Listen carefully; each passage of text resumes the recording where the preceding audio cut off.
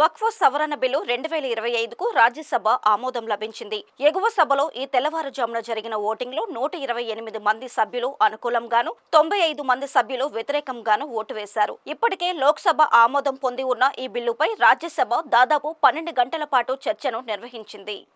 వక్ఫ్ ఆస్తుల క్రమబద్ధమైన నిర్వహణ, పరిరక్షణ, వారసత్వ ప్రదేశాలను కాపాడటం, సామాజిక సంక్షేమాన్ని ప్రోత్సహించడం లక్ష్యంగా వక్ఫ్ సవరణ బిల్లు 2025 రూపొందించబడింది. ఆస్తి నిర్వహణలో పారదర్శకతను పెంచడం, వక్ఫ్ బోర్డులు, స్థానిక అధికారుల మధ్య సమన్వయాన్ని క్రమబద్ధీకరించడం, వాటాదారుల హక్కులను రక్షించడం ద్వారా పాలనను మెరుగుపరచడం మొదలైనవి ఈ చట్టం లక్ష్యాలు. ముస్లిం మహిళలు, వితంతువులు, విడాకులు తీసుకున్న మహిళల ఆర్థిక, సామాజిక స్థితిని మెరుగుపరచడం కూడా ఈ బిల్లు ఉద్దేశాలలో కీలకమైనవి. వివిధ ముస్లిం వర్గాల ప్రాతినిధ్యంతో వక్ఫ్ బోర్డును మరింత స్పటిష్టంగా ఉండేలా తయారు చేయడానికి ఈ బిల్లు ఉద్దేశించబడింది. కేంద్ర మంత్రి, సభానాయకుడు జేపీ నడ్డా చర్చ సందర్భంగా ఈ బిల్లు ప్రాథమిక లక్ష్యం సంస్కరణలను తీసుకురావడం, వక్ఫ్ ఆస్తుల సరైన నిర్వహణని స్పష్టం చేశారు.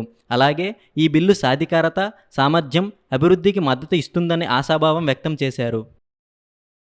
I shall first put the motion regarding consideration of the Waqf Amendment Bill 2025 to vote.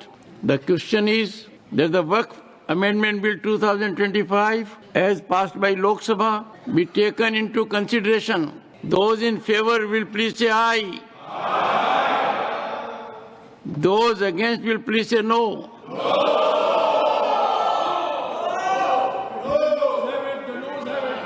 I think the ayes have it.